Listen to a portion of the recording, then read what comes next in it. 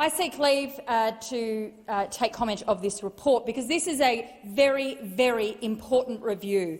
It is something that is required under the EPBC legislation, that every 10 years our environment laws are reviewed, that they're looked at in great detail, that experts consider whether they are fit for purpose, and it is advice to both the government and the parliament about the effect of our laws and whether they are doing what they need to do.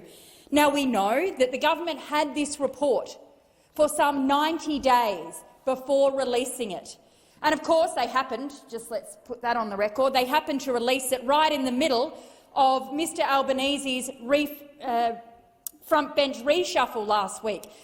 You'd think that perhaps this government would have been a bit more courteous to release an important document like this publicly, not in the middle of when other things were going on. Unless, of course, Mr Acting Deputy President, this government wanted to cover up and distract from the recommendations in this report.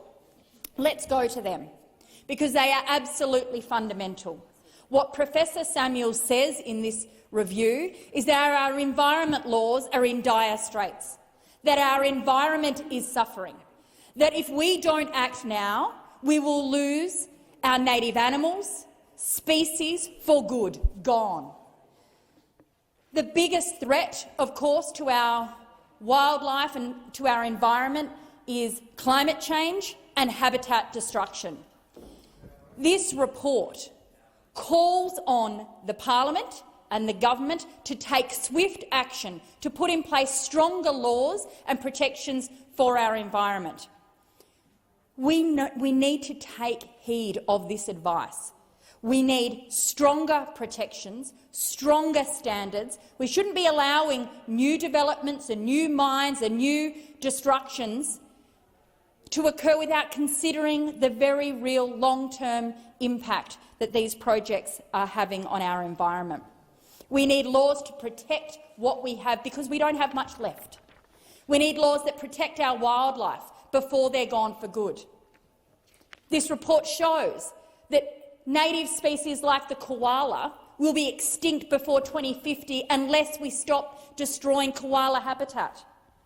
It shows that our rivers and our streams and our natural waterways will be polluted unless we stop polluting them with the developments that are just going on and on and on.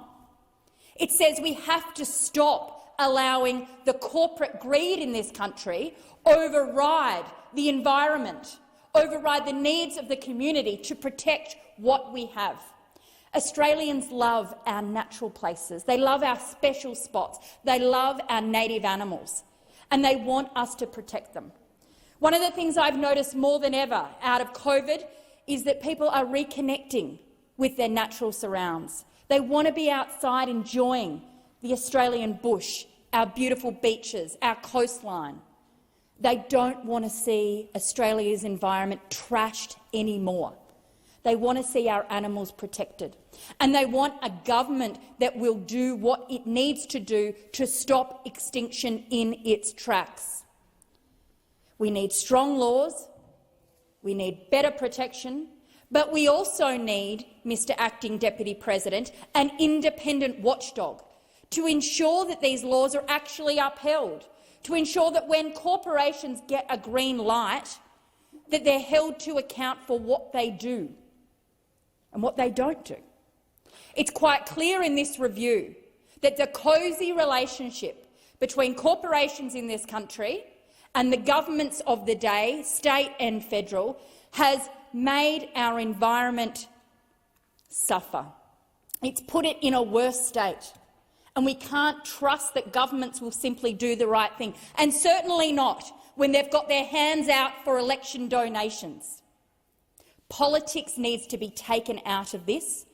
Dirty politics needs to be taken out of this. The environment needs to be put front and centre, and we need strong laws and a watchdog to make sure our environment is protected for good. This isn't just for today or tomorrow. This is for generations to come, and it's time we heeded this advice today.